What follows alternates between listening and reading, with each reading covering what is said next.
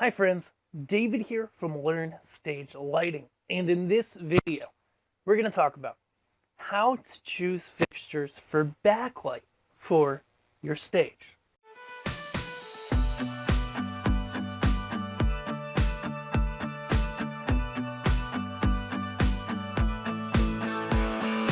When it comes to choosing backlight for your stage, there's a couple of things we got to get out of the way, a couple of things we really got to think about before we decide what we're going to do.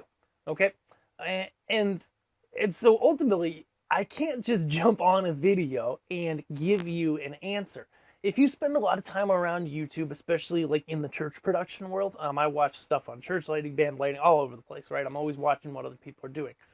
You're gonna see videos probably pop up and people go, hey, this is the light for church backlight right here. This par is the one for everybody.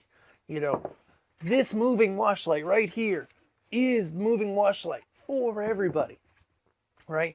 And I see this stuff and it sounds catchy, but it's also misleading, okay? There's no single answer for everyone on what backlight you need. However, in this video, I want to distill down how to decide and how to know what light is right for you for your backlight on your stage, okay? So the very first thing you need to do before you go shopping, before you look at brands and fixtures and anything else, which if you are doing that, head over to learnstagelightinggear.com. We would love to get you a quote, and we've got all the major manufacturers. But we got to decide, okay, what kind of backlight are we doing here on our stage? The most common type of light you're going to see for backlight is a wash light, okay? Like here, I've got a par. This is the Gamma Starburst par. We like this par a lot. It's great for a lot of smaller stages, small to mid-size, okay? You've got pars, you've got bigger pars. You've got moving wash lights like this Gamma Borealis here, which essentially is a par that moves and also has motorized zoom, okay? And what pars and wash lights do well for backlight is they go ahead and they give you a nice soft light. So when you're looking to make that awesome even wash of light, like we talk about in our video, how to create an awesome even wash of light, where somebody's walking on the stage, they're walking all the way left, all the way right, like a preaching section on a stage, right? And they never hit a spot that's dark. They never hit a spot that's super bright. But as they move around side to side, things stay even. You want a wash light. You want the same for your backlight, right? When you don't have an even wash on your backlight as well as your front light, okay? When you don't use a wash light for those, a lot of times, not always, but a lot of times, you end up where somebody's coming in and out of the backlight and it kind of looks like this, where my hand's moving in, moves out, moves in, moves out. And all of a sudden you see, a really strong backlight and then there's no backlight. And then it's really strong and then there's nothing. And that can be distracting, whether in a church, band, whatever. Okay, when you're going for that even wash of light, you want to have a backlight wash that's even as well. Wash lights are typically the best for that. As I mentioned here, they can come in different sizes. So this is a big par. This is an older model from Gamma. Actually, they've updated it since. This is a smaller model, okay? This is a wash light that moves, can be very helpful. And it also zooms. Let's talk about that more in a second. This is a cheaper wash light, okay? From Eliminator. Still can work really well and has a killer price tag, okay? Now, when we're comparing these couple lights that are here in front of me, the biggest difference is you're going to see different angles between them, and you're going to see some of these are silent, some of them are not, okay? So these two, the Starburst series from Gamma, are silent, okay? They've got no fans to cool them. All the cooling happens from the side here, which is great in a lot of contexts. If you're lighting a band or a DJ, you might not care about that. If you're lighting a church, corporate event, whatever, you're going to care about that. The Eliminator, LP42, the Gamma Borealis, they have fans. They're not that loud.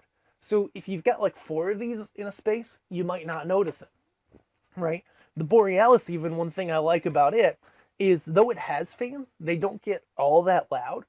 And when it's off for a couple minutes, the fans go completely silent, okay? Or if it's not at full, the fans get quieter. There's variable speed fans there.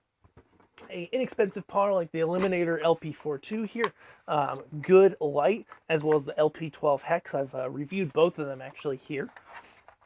These lights have a constant fan, okay? So instead of a variable speed, it's going all the time. There's always that sound there. And in a lot of contexts, you know, especially as you get 8, 12 or more, and you got video projectors and other equipment on stage, your fan noise really builds up into something, okay? So those are wash lights, okay? Wash lights are great for backlight. What they're not great for is making a defined beam of light through the air when you have haze, okay? Now something like the Borealis, it's a typical pancake wash style light. And what that means is it has this zoom lens that moves up and down closer and further from the LEDs, and that typically gives you about a 10 to 60 degree zoom range. Similar units to the Borealis will have similar zoom ranges. This is one that I just happen to like a lot, okay? And, you know, the thing to know about them is when wash units like this zoom all the way to their narrowest, like 10 degrees, you get that tight beam of light, you do. It looks really good in atmosphere, but at other times, like a typical church situation where you've got a band, you might have it tight, see that defined beam. You go to preaching, you go wider, you get that nice, even, smooth wash across for your backlight, so we're not just hopping in and out of bright and dark spots. And you can have both, and it moves. So that, you know, during the music portions, you can get some movement going on as well, too, among your rig. Great option, okay? If you're lighting a band or a DJ or something like that, and it's not as critical to get an even wash across that stage for a presentation, then you may go with a wash fixture. They're often less expensive.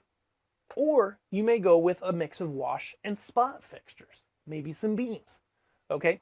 Spot fixtures, as we'll show in some video here, give you a defined beam of light. They also give you gobos and prisms, different ways to be able to get different shapes out of the light in the atmosphere. If you don't have haze, you don't have atmosphere, you can still take spot type fixtures, point them at a surface, and then shine the gobos at the surface like, hey, like that, you know, right? And this is even catching a shadow of a piece of truss. Isn't that cool? You know, and you can change those gobos, and you can change the colors. You can get a lot out of a light, a lot of different looks, as opposed to a wash, which, you know, a moving wash is going to zoom, it's going to change color. That's what it does. You know, it's inexpensive. They work well. They color mix great. But that's the downside, right? Is that they're kind of a one-trick pony. They do one or two things well. A spot can do gobos, it can do no gobos, it can do hard edge, it can do soft edged, it can do different colors, though often color mixing in a spot fixture is reserved for more expensive fixtures. Typically they start at around $3,500. And so it's a higher price spot fixture. Your $1,000 spots are not going to have color mixing. Okay. So a spot fixture is perfect for backlight, and you want to choose a spot fixture for backlight when you want that defined beam of light, when you want those gobos, those prisms. A beam as well can be that way too, when you want a narrow, punchy beam of light and some patterns and some colors as well. You can still light individual positions with spot fixtures. In fact, that's how a lot of bands are lit, right? You've got, you know, lead singer, keyboard, guitar, bass, drum, and each of them have a spot fixture that's backlighting specifically them during a lot of the parts of the show. And then there's darkness between them. That creates drama that makes it look better with that contrast. If they're walking from side to side giving a presentation, again, you want the wash fixture. So, you know, different stuff for different people. You need different solutions for both, okay? Even in a church type situation, you might start with a nice wash with wash lights, right? Get that smooth, even wash. Then bring in some spots for some more interesting looks, for something else to work with, okay? For the ability to have that hard edge spot that centers in on the lead singer in the backlight and draws people's attention in, okay? And so that's really how you start to choose backlight fixtures. Now, how do you know what fixture is right for you? Is it going to be bright enough, etc., etc.? Well, one of the ways that we can help you out is through Learn Stage Lighting Gear. If you head over to our site, fill out a quote request, you have a place to leave comments, and you can let us know, hey, we're looking for a good moving wash or a non-moving wash. and it's going to be this far from our stage. And this is our front light. We're using these lights so we can tell what the brightness of the front light is, you know, and they're about this far from the stage, okay? And if you give us that info, we'll be able to give you some recommendations across all the different brands we look at of what would be a really good fixture for you, and then we can get you a personalized price on it, okay?